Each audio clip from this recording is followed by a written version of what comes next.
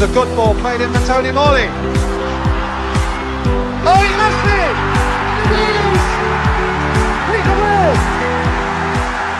Villa in the lead! Hello, good evening, Aston Villa fans, and welcome to the Villa Forever podcast. I am your host, Chad Williams. Please subscribe. Make sure to give me a follow. You can follow me on Spotify, Apple and Amazon Music. Let's spread awareness. Do shit, must get this shit. And this evening, I have a very special podcast lined up. I'll announce my guest then, so we have Garry Thompson. He's a former Aston Villa striker, and BBC WM commentator. And we have Justin Hawthorne, who is the home staff. Justin Talks Villa, and a regular on the UTV fan channel. And Neil Dunworth, who is the home staff for the other Paul McGrath Aston Villa podcast. I'll be previewing Aston Villa's 2025-26 campaign. I'll be looking ahead to the new season. And can Aston Villa finish the season stronger? I think they can. And the journey that Unai Emery continues. And the players are ready to go again. It's great to have you on the show this evening. Nice one, good to be here. Thanks for asking me. Absolutely. Yes, I'm very excited to start. It's been too long. Absolutely has. Great to talk to you again. And before we get into the questions, let's talk about last night. I thought it was an incredible performance. We completely blew away Roma. And Buendia, I think it's completely rejuvenated. Who's going first? I'll tell you, I'll go first. Pre-season is brilliant. And the idea is to get everybody fit and get as few injuries as possible. The results are not massively important in pre-season, but it's the fitness, it's the functionality of getting the players into a certain framework, and obviously get them fit, scoring goals, winning games if you can. But the winning games is not massively important in pre-season, but you need them in the shape. So when the season starts, you're ready to roll. Last night's result was brilliant, but I wouldn't get too carried away with last night's result. No. I think I'd have to agree with Gary there as well, because look, don't get me wrong, I absolutely smiled from minute 1 to minute 90 last night in that game. It was some really good passages of football.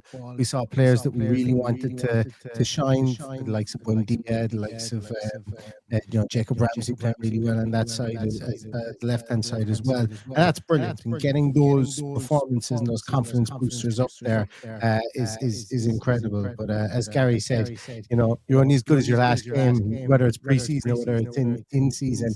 And we've got 2 tough games at the weekend as well, so I'd be looking to see replication of that performance in those 2 games to put us in good stead for Newcastle then the week after. I'm going to say that based on that performance, we're going to win the league. No, it was very good. He's got early. I was there last night, and I didn't know what to expect really, but we went pretty strong in the first half. The first 45 minutes was beautiful to watch, absolutely beautiful to watch. We controlled the game really well, and like Neil said, Buendia it's just lovely to see him smiling again. He was so good. Back to the Buendia. I think Justin Buendia's got a real point to prove. And who knows, if he might start against Newcastle if Rodgers is still injured. Look, he's got nothing to lose, has he? This pre-season, he took away last season on loan, and then he basically come back, and he's been in a bit of sort of no man's land. But to be fair to Unai, he's given him his chance, hasn't he? In this pre-season, he started most of the games, and he's been really, really good. So he can't do any more than he's done, really, can he? He's put himself in the frame. And if he doesn't work out at Villa, then surely there's clubs all over Europe that we could, take him. And he didn't get much of a look in last season on loan, but he still possesses abundance of quality. Just look at the free kick. I mean, it was just outstanding. Unbelievable. Yeah. The objective of every manager is, people say about getting 2 players in every position.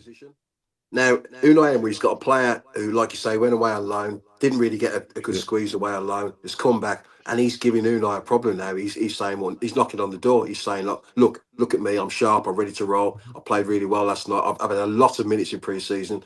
That can only be good for the team and the club. And all that Brendan's work right as well. Look, he never stops running.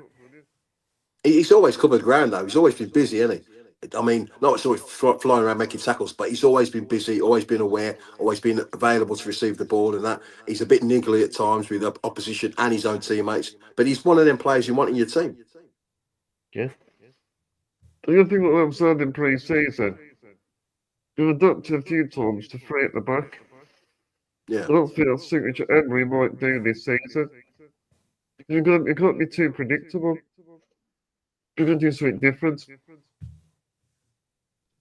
I definitely think the 3 at the back is up. Well, it's obviously something different because it's not 2 at the back, but it's something that I think has been in his mind for a couple of years now. And I thought when prior to the Mings bad injury he got at the start of the season 2 years ago, I thought potentially we could have seen this implemented during that season. It was something that it was mentioned after Pau Torres was signed. I think it was by Jacob Tanswell at the time, or it could have been Greg Evans. Might have been at the time. They mentioned that would be something that we would see. Obviously, the Tyrone Mings injury derailed that, and we continued to go with back 4. I've been clamouring for a back 3 since the days of Dean Smith, but just because back then when we were with Dean Smith, we were going through a rough period of time. So it's kind of an in-joke in our podcast about 3 at the back. But look, I'm not averse to it. As you said, being adaptable, being flexible, being changeable, being non-predictive is something that Unai Emery needs to get into this team because, and I think some of the signings that we have allow us to be a bit more fluid and a bit more unpredictable, whether it's through a massive tactical change like 3 at the back, or whether it's more so tweaks with regards to assigned role changes within a 4-2-3-1 or even a 4-3-3, or even going back to the 4-2-2-2 system that he played when he first came in. So it's going to be interesting, and I think he knows himself that he needs to tweak things up, specifically to go through what will probably be somewhere around a 52-game season. He might want to tweak it and change it there to keep us fresh as well. So I agree. I think, sorry, I'm loud.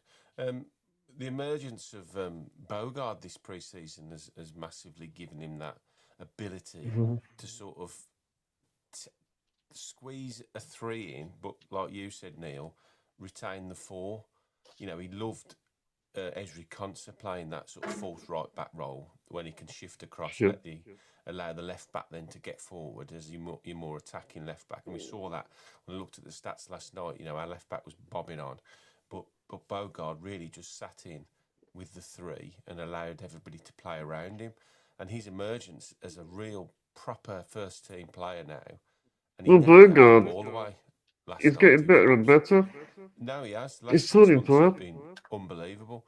So I think it's given him this ability now to keep Konsa in the middle, which I think is important for us. We all want to see him there, but allow this ability to evolve into like a hybrid 3. Would you agree? Yeah. Yeah, I have to agree with that. Yeah, as you say, the thing with Konsa for everybody, he's not a right back. He can play right back, and he does a decent job, but he can work in that 3, as it were. But get Konsa there. If you've got someone like Bogard who can go forward if need be, but can sit in there as well, it's perfect. As a team, it was saying about Unai needed to change or tweak it a little bit every now and again. Like we're going into another European season, as it were. Like we're going to play a lot of teams who have seen us play, who might think like Palace, think they've got our number.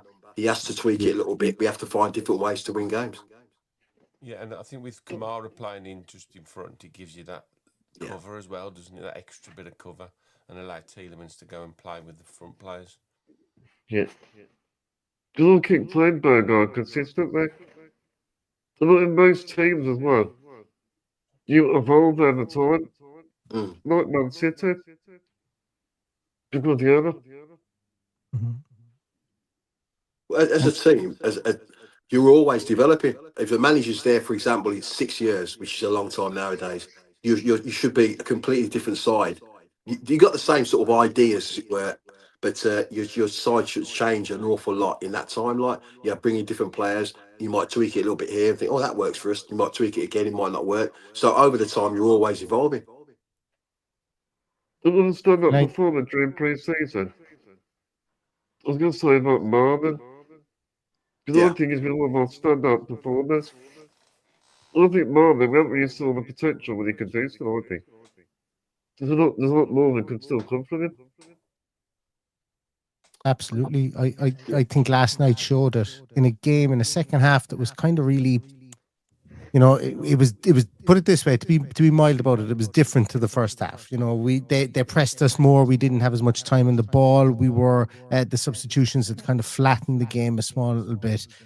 But he gets that moment where he's able to shift that ball to the right. He gets it in the perfect position where he wants it, shifts it to the right, gets a clear-sighted goal between the two centre halves and powers it into the back of the net. And the great thing I found about that goal was that that's not a goal that Ollie Watkins scores.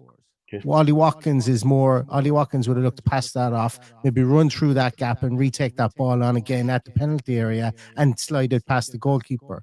But Malin took that shot on, and it's something different again, and it's less predictable, as we mentioned previously. His goals in preseason have been really good, and he must have a crazy good goals to minutes ratio for Aston Villa at the moment too, because he was coming on for 13 minutes at the end of the season, and he was I think he was in the Champions League squad. Yeah, exactly. But he was coming on, and I seem to remember him scoring towards the end of last year, but he was only getting fleeting minutes in games. So really exciting guy, and I'm looking forward to seeing him this year. Plenty in the Europa League as well. Mm-hmm. Yep, for sure. I was going to ask you about some of the youngsters. So was you impressed with Aloba? Yeah, I thought he was excellent when he came on. I think he sort of tired a little bit towards the end of the second half. Obviously, he wasn't expected to come on as early with the injury to Rodgers. But I've watched a lot of these kids. I go down the 21s quite a lot down on a Friday night, and there's a really good batch coming through. I know we always say that, but there is a really good batch coming through. Tristan Rose, another one I like the look of last season, who's coming through right back, looks a real good prospect. Burrows, who came on towards the end as well, really tidy player, and Travis Patterson as well, the left-sided player. There is a lot of very, very good young players in this squad, and they've all been given minutes in the pre-season, and I think that's mainly to give them that comfortableness of being in and around the first team.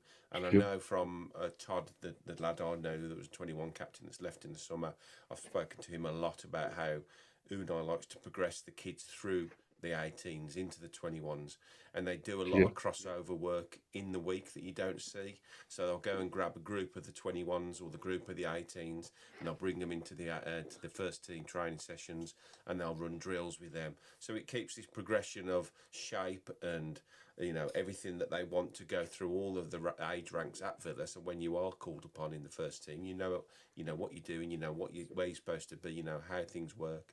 And I think we've seen this a lot in pre-season. But yeah, Jimo Aloba is a very, very good footballer. I think he probably needs a bit more experience, but as he showed when he picked the ball up, I think after about 2 minutes, and he went past 2 or 3, and he's got long range, stride, he gets forward quickly, and he's very technically good as well. So we have got a nice little group coming through right now. What I think we need to do is, a lot of these youngsters, they need to start on the big stage. Because why don't we just give it a go? Because we've got a good academy.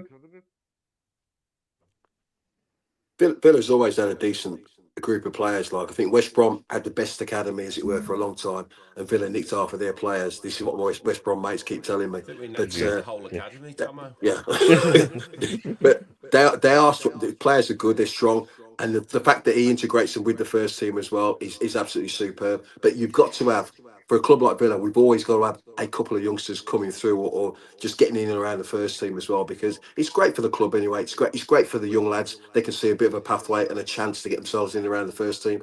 I think it's superb. We can see as well what Erling Junior can do. He spent all alone at Bologna last season. Mm. So it'll be interesting to see what he can do as well.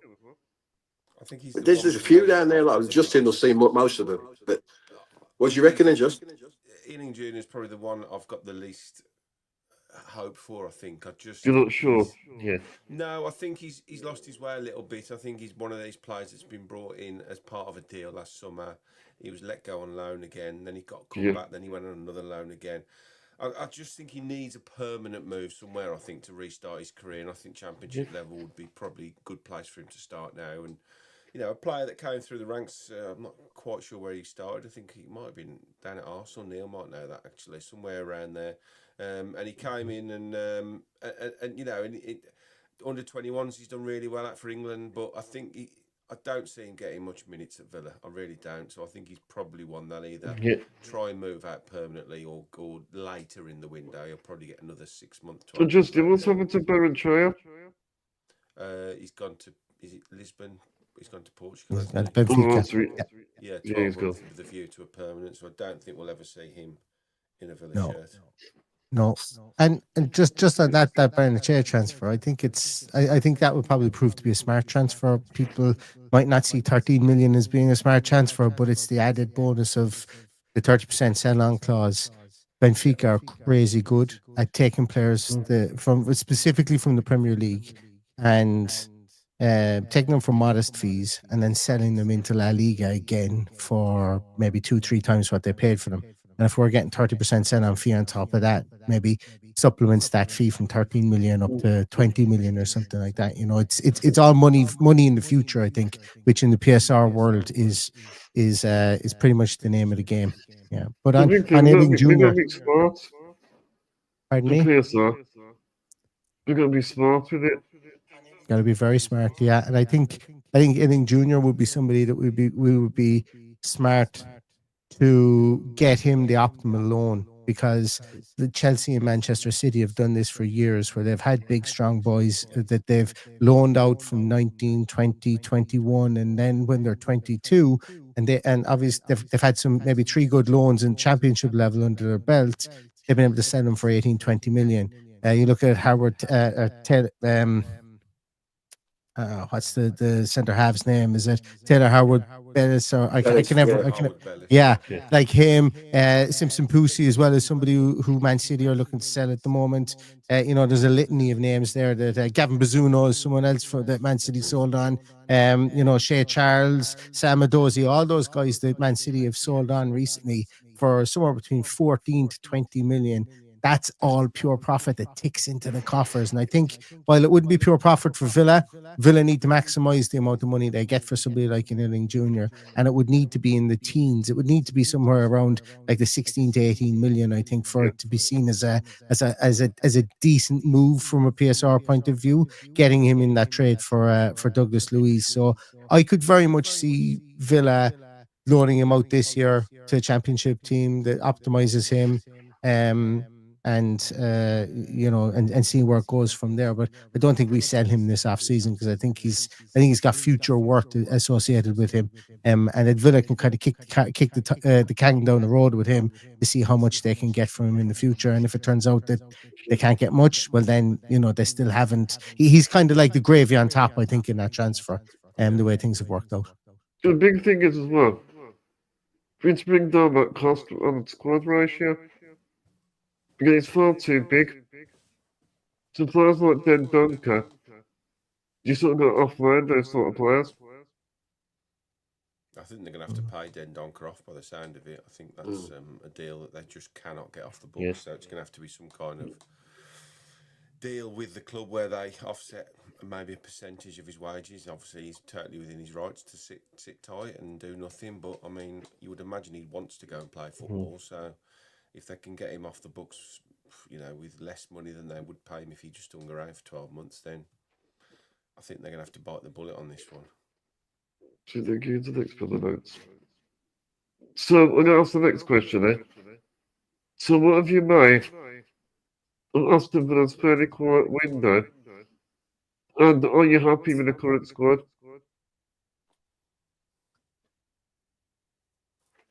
Tomo? But you know how shy I am of that.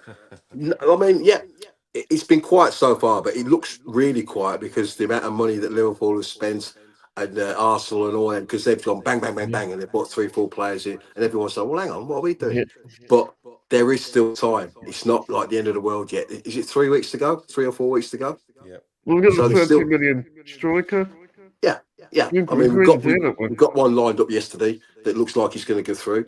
I would imagine there'll be another couple, but it's just sometimes deals don't happen when you want them to. I mean, the Arsenal and Liverpool deals happen so quickly that all the Premier League was sitting there and like their fans are going, well, what about us then? What are we doing? But they'll all be doing it. They'll all be talking to clubs, they're looking at players and trying to work something out. But deals happen when they happen. So our deals, I'm not saying we're going to buy loads of players, but I imagine our deals will definitely happen before the end of the window.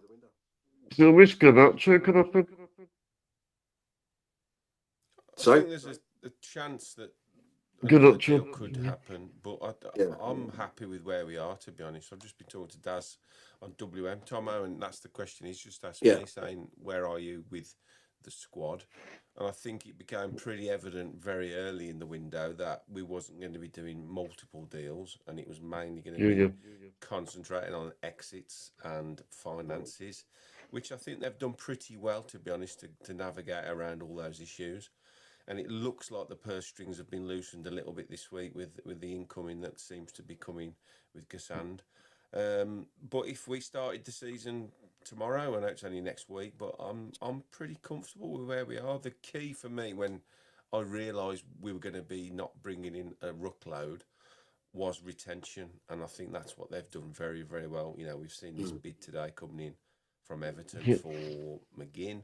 We've seen, apparent interest in Rodgers, in Watkins, in Martinez, in, a numerous players, Ramsey, but we've seemed to have just batted all them off. And now, new deal for Rodgers on the blend. Dean signed a new deal today. Apparently, Cash is not far away as well, and talk now turns to McGinn signing a deal. So I think it's very important, and weirdly, I've just finished editing my chat with Dennis Mortimer, and one of the questions I asked him at the end of that was about the squad, and is there a big bonus in not having a big turnover of players? We know Villa famously won the league with only 14 players, so to have that season on season with the same squad is good for me. There's not many clubs in the modern age that go for season. You saw Liverpool last year. They won the league with not bringing anybody in because they had a tight-knit group of players that just enjoyed playing. Do you think it's enough to get to the Champions League still in that squad? Yeah. I think it's going to be tough because the top four have just blown everyone out of the water finance-wise. But I think after those four, so take Arsenal, City, Liverpool, and Chelsea, who are just the huge spenders. I think everything else, I think we're in the mix from fifth. Maybe one more, 90, I'll be happy with. Yeah, but I think they won't just go out and spend for the sake of it. I think if there's one more comes available that they really feel would add quality and depth to the squad, I think they would do it. And I think that's the only incoming I could see now. Maybe another attacker. Yeah. You even got that chance, something like him, man. Who knows, Emery could get the best out of something like that. I've got kind of mixed views on Garnacho. I think Garnacho is. I think he's a really good player. First of all, don't get me wrong. But I think Garnacho wants to play in La Liga. I think he wants to play in La Liga. I think look, the Premier League, you know, you can. Then it's the beauty of the Premier League is you can be a young hotshot like Garnacho, and 1 week you can skin Kyle Walker and you can get around him and stick it in the back of the net, and the next week you're coming up against Yeah. the only, I don't know why, but I always associate the tough English right back with Phil Bardsley. You come up against the Phil Bardsley and he boots you up in the air for 90 minutes, and you can't, you know, you can do nothing about that because he just won't give you an inch of space. And you know, I think the Premier League, I think if you go to other leagues, specifically on the continent, Garnacho will kind of come up against players who will try and who will be more similar to what his skill sets will be better against. I think so. I think he wants to. I think he would like to move there. Also, I could see him moving to Chelsea as well in another breath, though, because it just seems that whatever magic money tree that Chelsea are able to promise these young guys, apparently they're not paying them like mega bucks, but they're all just really interested to go there, and there just isn't a space for all of them. They've signed Neto, like who leaves from Neto, Cole Palmer, who else did they buy this year? Gettins, Estevao. They have a ton of players that in those we call it the kind of the attacking tree behind the striker. Can't play them all. Jeremy It's not Simmons getting is that another price. guy. It's insane. The Really. injection I of can't price. imagine any of them players that are coming in. I mean, they all go. They'll all. Tomo will probably disagree, but footballers love an ego, don't they, Tomo? So they're all going to go there thinking that they're going to play, aren't they? They'll all be signed there, going to Chelsea, thinking, you know, I'm a big fish here. I'm going to go to Chelsea. They're going to push for the title. I'm going to be the main man. But like Neil's just said, you can't all play, can you? You can't have 30 players. Yeah. So No, you're right about players with ego because you'll all go to the club, but you'll all think, yeah, they brought a lot of players and there's lots of expensive players, but I will play and the others will work around me. They'll all feel the same way. So when you got 6 or 7 top players that have just been brought in, and we saw it last season. I mean, to be fair to Marlon, he didn't throw his dummy out the pram. He was very professional. Yes. But you have 6 Marlons that have all been brought in for mega money on big wages. They're all going to be sitting, you know, in the stands every week going, oh, I didn't come here for this. That's right, yeah. I don't know. Well, the positive thing is, at least we kept a lot of our best players. Looks like Martinez is staying. Also, Watkins as well. Also, Man United now have gone for Seska. Yeah, I just see that on the thing that they reckon the deal's been agreed and he's flying over. But with Emi Martinez, there's a lot going on about him. There's so many rumours. For all Villa fans, all summer, there's been so many rumours. I read this article, and there's always a lot of rumours, but nothing really happening. But the fact that Kamara signs a new contract, which for me was massive. You got that. You've got the Sam coming in now, like as Justin says, Goalkeeper. working with the players we've got as well, developing them players as well. We've got the keeper as well, as you say, but we don't need to spend an awful lot of money. We will be competitive. And as long as we can do that, there's always a chance we can add to it again in January. That's a good point, yeah. I was going to talk about that Redmond, the youngster. The Dutch youngster we signed. And who knows what he's going to be like? Good luck, Emery, that's it. Like, he's developed Rodgers, so he can do it with Redmond. What's the word with Rodgers' injury? I think it's not too bad. Oh, right. Is it all right? Do you think he's back still? Sorry, Chad. Do you think he's back still? Don't you think back from injury? Oh, I don't think they're hopeful he'll be back for Newcastle. Yeah, they're saying they're going to do further tests, but I think the initial prognosis is it was just a bit of a precaution. He did look.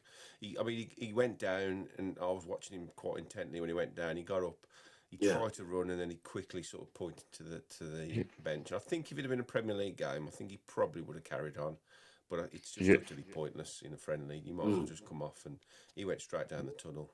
He didn't look in particular discomfort. I think he just felt something or got a knock and thought, well, there's no point making it worse. So hopefully he should be fine. Yeah. We'll give it to the next bit. Well, so is getting into the Champions League places going to be difficult? And is the so-called top 6 going to be more competitive this season? Yeah. I think yes to both, but I'm fully expecting Aston Villa to finish 5th. Spoiler alert. for our season predictions later on. I'm fully expecting Villa to finish 5th, and I know. Look, this if you can't be blindly optimistic at the start of a season, then it's that's always going to be my go-to.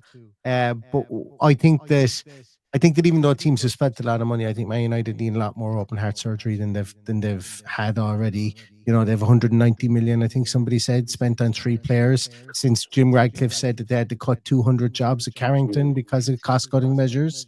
Something's got to give there as well. I'm not like Spurs under Thomas Frank are getting destroyed by Bayern Munich at the moment. That's fine. A lot of teams do. Beating Bayern Munich isn't for everybody. We did it last year, but it's not for everybody, even in pre-season. And I jest about that. But so I think there's going to be betting in periods. So I think Villa need to make the most, and it's not probably ideal given the opening match that we have. But every subsequent match, I think in the first 10 game weeks, we need to make the most of that. Because if we remember the year we got into the Champions League, we had a rip-roar of a start to the season. And I think Villa can do that because the cohesion, the chemistry, the magic, like the group of players that are there are all used to each other. Yeah. Every single one of them are used to playing with each other. So it's not a case of installing. Yeah, and we were goal difference. We were not having a massive deflationary moment against Man United away from it. The year just gone. But the big thing Villa have, and Tom will probably agree, you can't underestimate cohesion. You can't underestimate players having that connection, that chemistry with each other. And every single one of these players do. And I would go so far as to say that some of these players have developed even better chemistry, like Maatsen and Jacob Ramsey down that left-hand side. That's looking really cool at the moment. It's looking really, really fast and slick. And you can't buy that into a team. You really can't. So Villa's Champions League status will rest, I think, in the first 10 to 12 games, give us a buffer zone, be able to dictate then a tough Christmas period, and then hopefully be able to juggle 3 balls with hopefully an FA Cup, Europa League run, an FA Cup run, and a run to the Champions League then after Christmas. But has to be done early doors. That's where I'm thinking. And I'm confident that they can do that.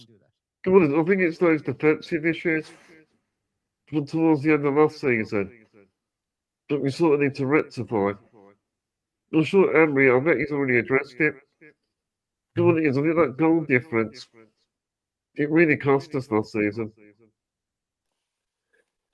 Yeah, I mean, we had a decent start to the season. We fell away in the middle of the season, and we came back strong once we brought the Rashford and Asensio in, and the Disasi and all them, and we sort of kicked on again. But we end up missing out on goal difference. Now, I mean, it's not Leon Bailey's fault. But what I'm saying is, Leon Bailey the season before was absolutely magnificent. He scored goals, he made assists and that. When he didn't contribute last season, it didn't really work out for him. We missed them goals. We get them goals. You add them goals to what we got, we end up in the Champions League. So it's small margins, to be fair. But if we're competitive, we've always got a chance. Working with the players working together and working more with each other as they have done over the last sort of year and that, I still feel we're going to be competitive. I believe if we're competitive, we got a chance. Yeah. Does it mind to have that consistency? Also, Emery's got that as well. Yeah. Given got the Europa League, Thursday, Sunday, I think Emery did really well doing that last time. He knows how to negotiate the Europa League, doesn't he? I mean, he's won it a few times as well. I don't think the European thing as a problem is a problem for him. Yeah. It's just the depth of the squad, but looking at the squad at the minute, it's not looking like we're looking too light in too many areas. Like I say, we'll be competitive. We're competitive. We always got a chance. And it's the third season back us to finish above Newcastle now, aren't they? Yeah, I think we'll finish above Newcastle. I think Newcastle having the shocker. Everybody's trying to decide. Isaac as well. Yeah, I mean, everything doesn't seem to be working out. Isaac has been turned. Whether he gets him to stay for another year or not, he has a problem at the minute bringing in players that he wants. Almost everybody they've gone for has turned him down, or they've gone to another club. So you can see the Newcastle players in Guimaraes and all them sitting there. They'll be like, hang on a minute. And they'll start watching closely how the season starts for Newcastle. He could have a world of problems by Christmas. Let's hope so. when it gets more competitive every season, it's going to get more hard. But I think even that top 10 is going to be difficult to predict that. Well, here's my thoughts on it. I actually think it's going to be. I think it could be easy to predict the top 7. I think the European places. I think you'll. I think you'll be able to pick. I don't see a Nottingham Forest surprise coming, but then again, I didn't see a Nottingham Forest surprise coming last year either. But you know, a lot of clubs that have done business, probably outside of Sunderland and Leeds and Burnley, the teams that have come up, some of them have been replacing players that they've lost. Even Spurs. Give you Spurs. Spurs had this big marquee signing, Mohamed Kudus. Then we find out 2 weeks later, Heung-min Son is going, and you know, there was this big like rush of optimism for Spurs, and now that's kind of dented because their talisman and Son is gone. Then you've also got James Maddison and stuff like that. Yeah, Madison's out for the year as well. So I think a lot of teams that have, like Wolves, they haven't really strengthened anything at the moment. I'm just picking teams off the top of my head. Fulham have done no business so far. Everton look like they're going to do business between now and the end of the season. So I think that like Brighton have done business.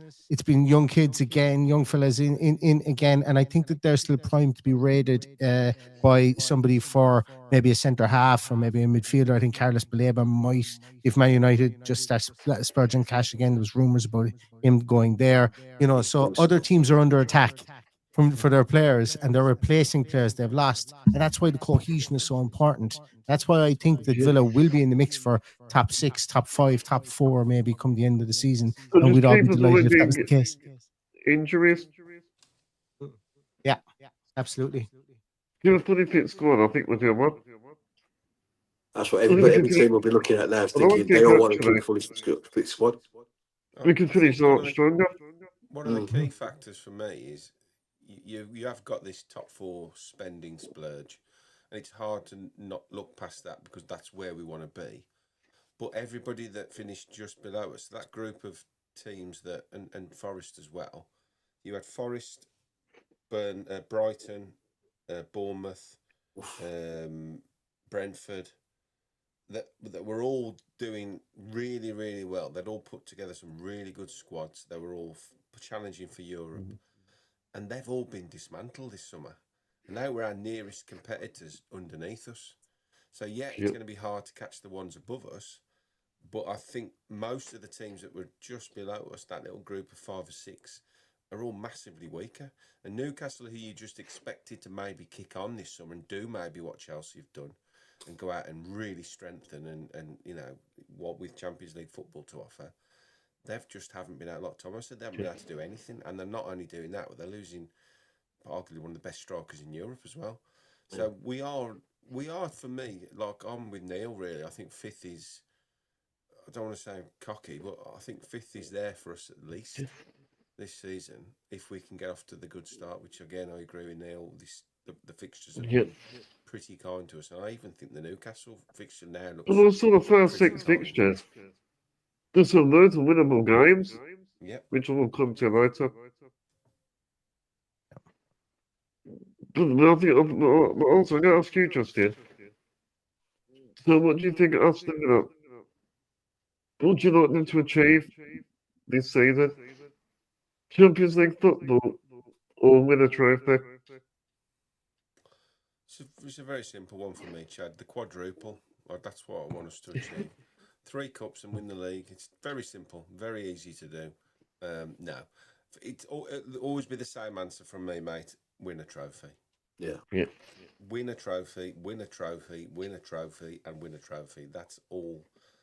Not that I care about, because I love going down the Villa. I love watching the players come and develop, and the style of play and everything that comes with being a Villa fan. But in 20 years' time, I want to say I was at Wembley when we won the FA Cup. I was there. Well, it's 30 years. Yeah. You've almost been 30 years. That's too long. It's ridiculous. I was at Wembley 94, 96, and if you'd have said to me 96 that's the last time we're going to win a trophy and I'm going to be turning 50, I'd say you're mad. But football is about winning things for me.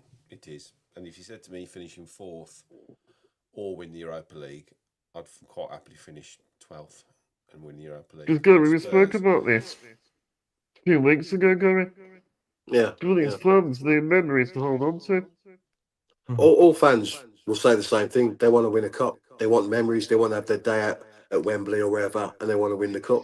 Obviously, for the Premier League clubs, being in the Champions League is fantastic. The revenue you can get, the players you can bring off the back of that.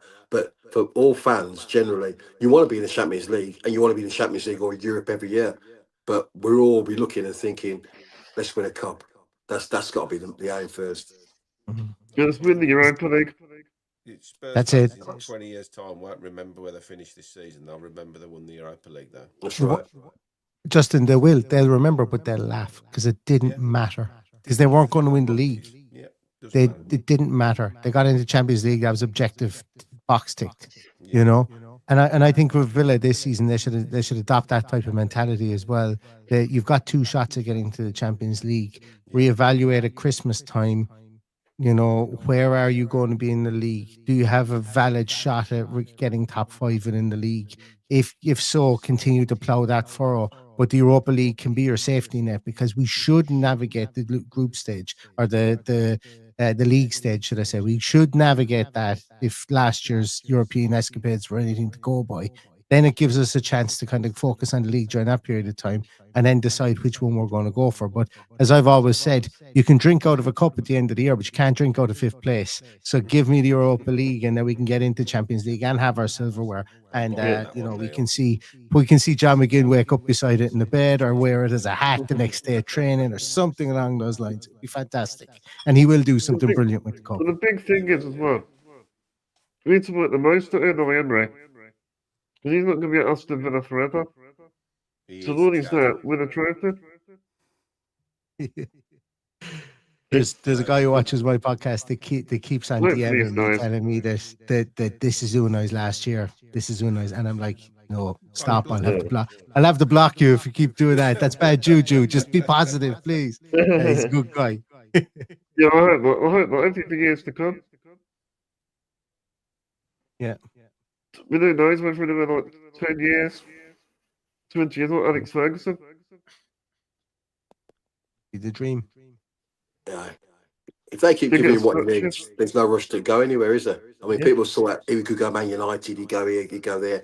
He wants complete control. He wants the power to be able to bring in the players. He wants him and Monchi and all that. So why would he go to places where he's got to battle to get the things that he can get at Villa? Well, he won't belong to a statues on file. Also for the park. Win the Europa League, and that's a surefire way. There'll be a lot of artists around Birmingham rubbing their hands with glee if we win the Europa League. Yeah. Yeah, so I'm going to get to my predictions there. So we've all made our predictions. I've done all of my predictions. So I'll get mine on the screen first. This is my Premier League predictions. Then afterwards I'll show you all the others. So also got Premier League champions, Liverpool. To win the Carabao Cup, Arsenal. FA Cup, Man City. I think Man City are going to come back stronger. Then also then as well, you got relegated, Brentford, Burnley and Sunderland. Because I've got a feeling with Brentford, they're going to struggle without Thomas Frank. So, guys, what do you think of my predictions first? Before we come to yours. I'm pretty much spot on. Close to mine as well, which is interesting. Yeah, pretty much where I am actually, Chad, to be honest. I've got Liverpool champions, City, Arsenal, Chelsea. Yeah, I do still have a little question mark over Chelsea because, again, they've got to assimilate another 700 players into the squad. So, is everything going to be... I think if they're in and around the top 4, they'll have a much better chance of retaining that and not having as much trouble. But if they do have a bit of a ropey start, then people could start falling. Good world champions, apparently. Yeah, world champions. Europa League, Villa, Newcastle. I mean, how can Newcastle cope with the loss of Isak? That could drop them down. And Champions League football. Spurs, I think, will improve.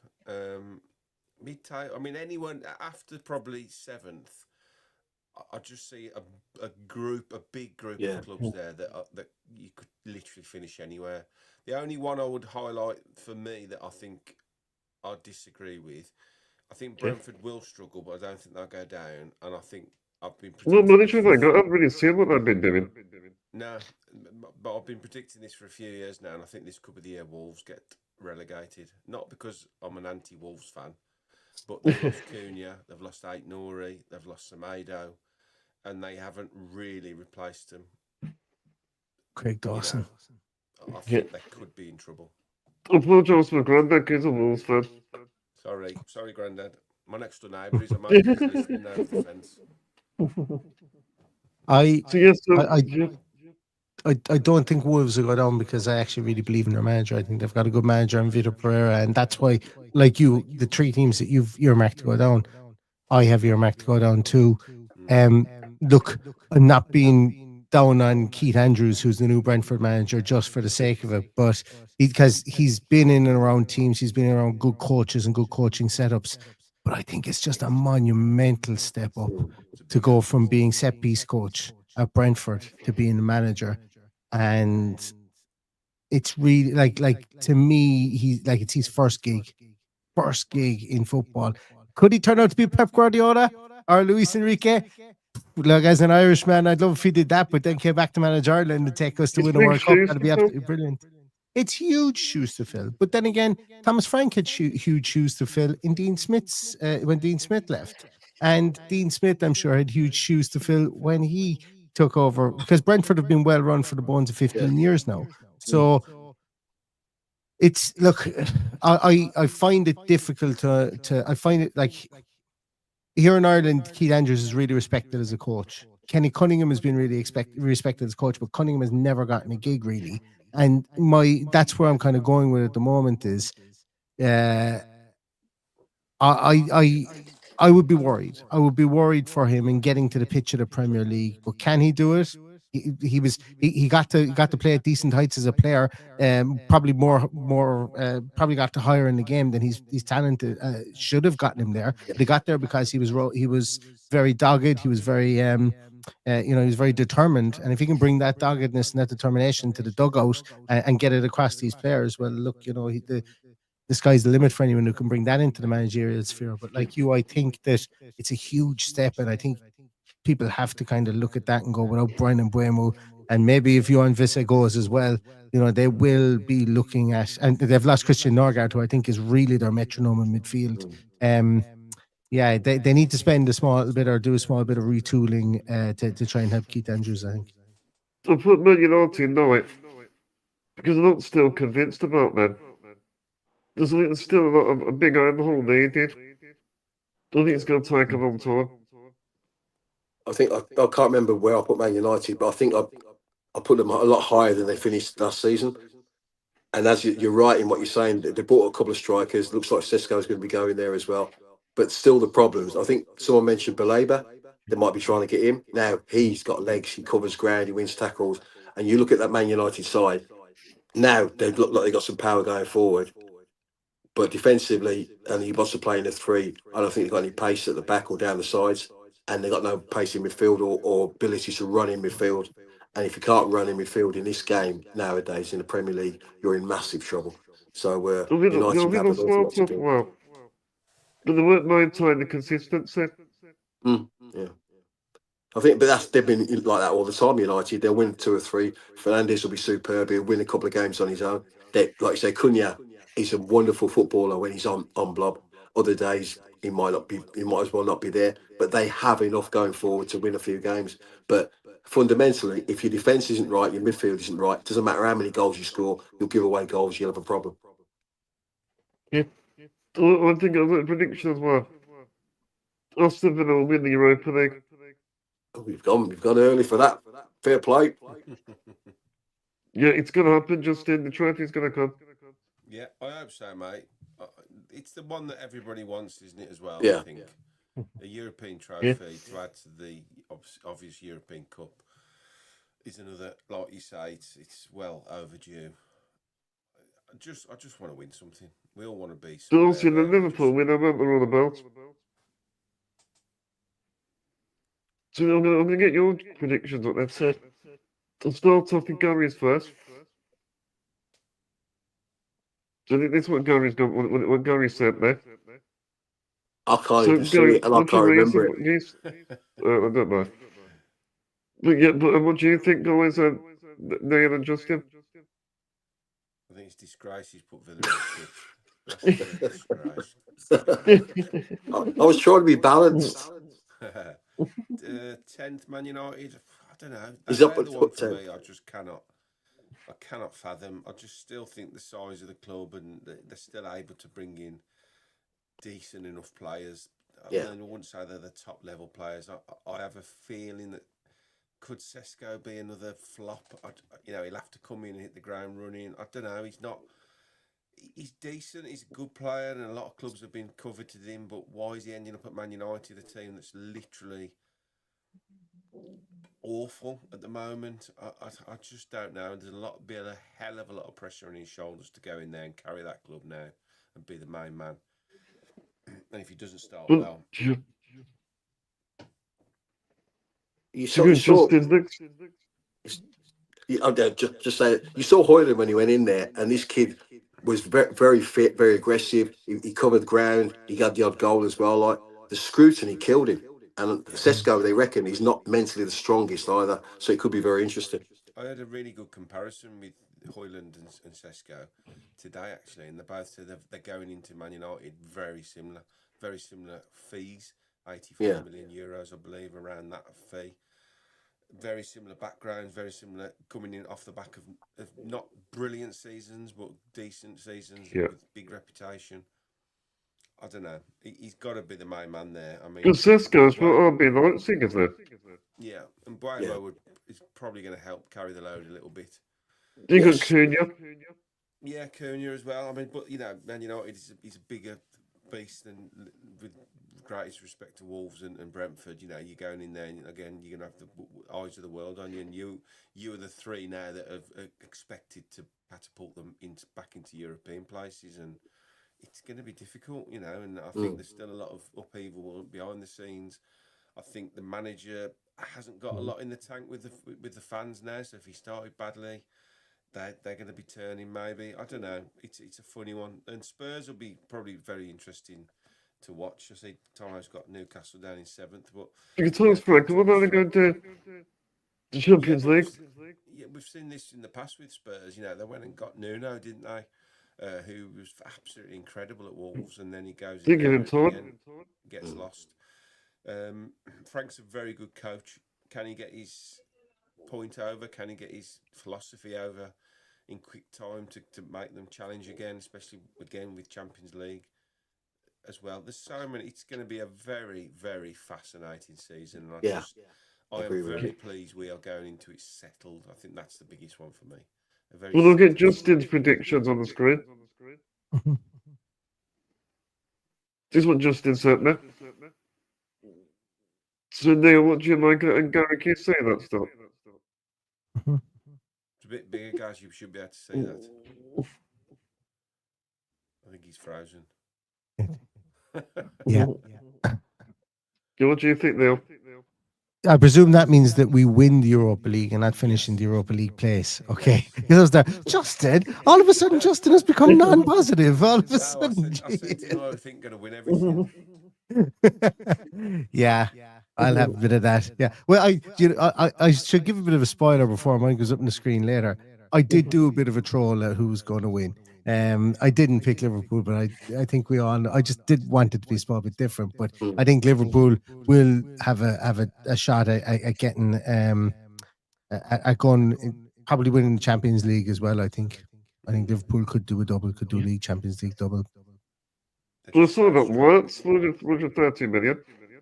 The strength and depth they have now, and they've let Nunes and Darwin Nunes and who's the forward that's gone. Two players that flattered to deceive. And they've replaced them with proper top players. And now if they go and get Alexander Isak as well, the force to be reckoned with. Well, we could be seeing another dominant era for Liverpool. Which is incredible, really, given that start of last season, you would have put them as at best outsiders for the title. Now they're just potentially could be dominating again. Well, Neil, we come to yours down the final predictions. Yeah, I went with Arsenal to win. Yeah, Arsenal. Yeah, that's interesting. What do you go with Arsenal? Neil, have you been drinking? I haven't been drinking, and the reason I went with Arsenal. Neil, go on. I'll give a good explaining it. Now, I was being a bit. I wanted to drive conversation with this one, but I think Arsenal have obviously lacked the centre forward, and I think towards the end of last year, Kai Havertz was becoming that guy, and now they've got Gyökeres in there as well, so they can kind of mix and match the two of those guys. But the biggest area for me is when Bukayo Saka has had 4 or 5 games out, Arsenal have lacked absolutely everything going forward, absolutely everything. And I think when Odegaard's form is off, they've lacked everything. So I've just named 3 big players for them, and they've gotten understudy / replacement / rotationary pieces for those in Madueke, in Gyökeres, and the signing that I think that Arsenal fans will turn around at the end of the season and go, bang, we got a bargain in that one, is Christian Norgard. I absolutely love him. I think he can come in when he's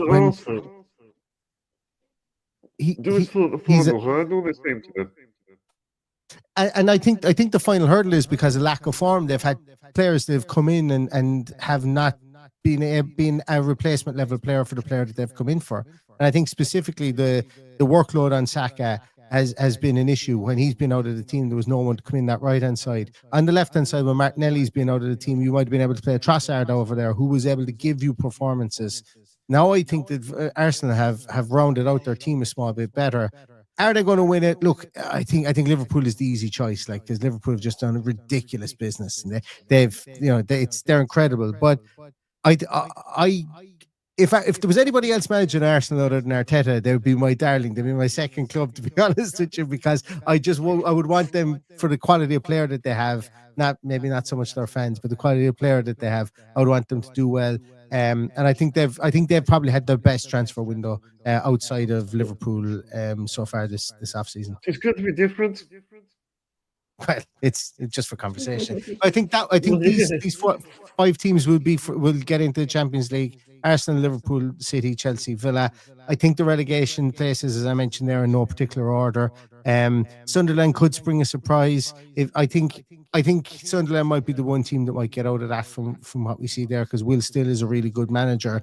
It's just about trying to gel 8 or 9 players into that team together. We know how difficult that can be. I think Chelsea will win a cup, and I think Liverpool will probably win the league and will win another domestic cup as well, because I think that they're going to be frightening the amount of depth that they're going to have too. So it's going to be an interesting league this year for sure. Well, Aston Villa fans, let me know what you think in the comment section. What you think about these predictions, and make sure to put yours down. So I've gone to the final 2 questions. Won't keep you guys for too long. So we're going to start with the starting lineup against Newcastle. So what is your prediction for the starting lineup? What do you think is going to happen in the first game? Who's going? Right. It's not going to be Martinez. There's a spoiler for you. Bizzo definitely, but I'm quite happy with him. I think he's been very good in the pre-season. I think Maatsen starts at left back. I think Bogard starts at right back. Konsa and Pau Torres. Kamara, Tielemans and the pivots. I'm going to say McGinn's going to start on the right to give us extra cover. That's a good idea. In the 10. Ramsey on the left, Watkins up top. Yeah. It's going to be interesting what happens, obviously. I think Rodgers, will start, I think. But Wendy, I think, will probably be on the bench. Yeah. Then it'll be between Kershaw and Garcia. Sort of right back. Then obviously Bizzo will be on the bench. Apart from that, I think they're a fairly strong team still. Oh yeah. You look at that team, that team's decent anyway. Like whether Martinez plays or Martinez doesn't, but to be fair, Yeah, There's Martin been is so going to many. be suspended, isn't he? After he got sent off. Oh last- yeah. Forgot about that. The moment of madness. But Yeah. to be fair, there's been so much talk about Martinez going and that. I can't see it happening. I know, me neither. No, I don't think it'll happen. The thing is, like, you think how light it is in the window. It's going to have to be a horrid bid as well to accept another 40 million at least, or 50. My Yeah. starting would probably be similar to Justin's, but while I'd love Lamar Bogart to be right back, I think earning your shirt when the bullets are flying and when the season starts is something that Unai Emery prioritizes, and I think he'll give Matty Cash the start at right back, much to the chagrin of a lot of fans. But I think Matty Cash is, I've never really had a massive problem with him. I think he'll get that start because he is the experienced right back. But I think over the season, Justin, you very well could be right. I loved how the interchangeability between Bogard and Kanza happened last night. There was one stage where the two of them swapped positions. Bogard went in central, Kanza took up that run, went completely kind of mad, moment of madness, and just went Rude Hullet and just decided he was going dribbling through everybody and didn't get his cross away. But so once again, the unpredictability of that is something I think we could see over the course of the season. But I think we'll see Cash in it right back to start the season. But We'll keep the same formation. I think that's why the Bogard progression is so interesting going forward into the season, because his ability to slot in at centre back. He can also play in the holding role. He showed he could get forward if he needed to as well. Defensively, he's very good. He's excellent on the ball. His retention's good. His passing range is good. And he's just improving all the time. And I think that's everything that Emery wants in this right back position. I don't think the first guy you experiment anything. The one player for me we definitely got to start with is John McGinn. Okay. Love it. Just brilliant. Yeah, suture. Super John McGinn. We can't sell him. Yeah, too right. Also, I think the formation. I don't think Emery will experiment anything in that game. I think he'll stick with the sign.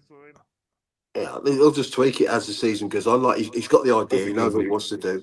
He'll add to it, but I don't think he's going to be anything remarkably drastic to start the season because we want to get points, we want to get off running, we want to win games. So I don't think there'll be too drastic too soon. It's a great game to start with, actually. I think at home, especially. You're not usually at home first game. Newcastle have had our number last couple of times as well, so this will be very interesting. Tomo. Yeah. I'm just being a voice of reason here. To be fair, we normally beat them home and lose away, don't we? Yeah. We'll come to a final point then. So I'm going to do my first 6 games results predictions. Does anyone get any predictions for the first 6? If you haven't, that's fine. I think we're going to have a solid 18 points. So just go on the screen. There's our first 6 fixtures. And like we said earlier, I think they're really good fixtures. It couldn't work out any better for Aston Villa. I think the spread of home to away games there is what really I find interesting. The teams that have been thorns in our side, we're playing them at home. Yeah. And for me, I think that's like obviously, well, Fulham haven't really in modern times, but Newcastle at home first day of the season, yeah, I'd be much more hopeful of playing them at home. Palace at home, much more hopeful there as well. Palace who haven't done a pound business this year. Pardon me? Yeah, we haven't beaten them for ages. They've had our number, to be fair. I don't think we'll beat Palace though. It has to change sometime, doesn't it? That monkey off the back, I think. Yeah. I don't think it changes.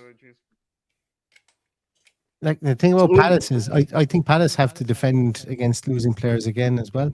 I think they'll have to defend against potentially losing Eze, and I think Mark Way is not out of the woods that he's staying there either. I think Liverpool will buy another centre half before the transfer market is closed. Yeah, very good player. Yeah. Also, And Yes, I can I only really see, like, yeah. only see Palace being one that you would worry about, to be fair. The others, as you say, it's been quite kind to us, opening a few games. Look, I really like my prediction then. So, first game, I'm going Aston Villa 2-all against Newcastle. I think it'll be an entertaining game. Then I think we'll beat Brentford 2-0. I think we'll draw to Crystal Palace 1-all. I think we'll beat Everton 2-1. Then I think we'll beat Sunderland 3-1. And I think we'll beat Fulham 2-0.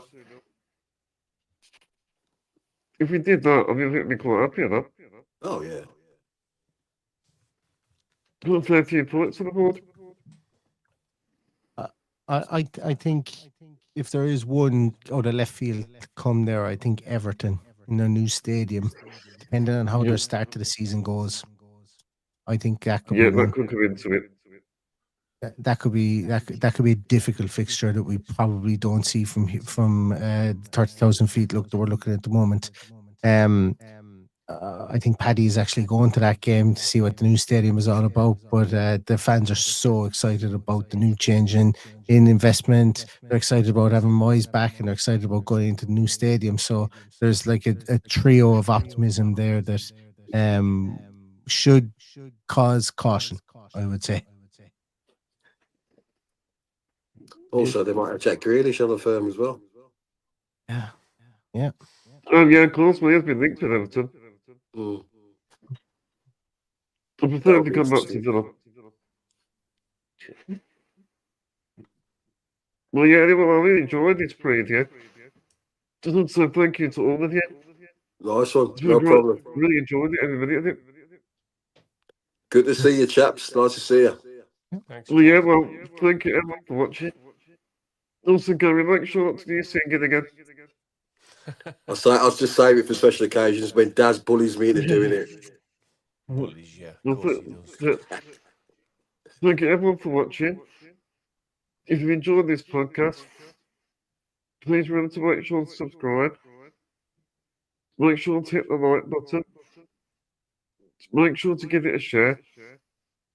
And make sure if you're listening via audio, to leave us a good review. That always helps. Also, let me know your thoughts in the comment section.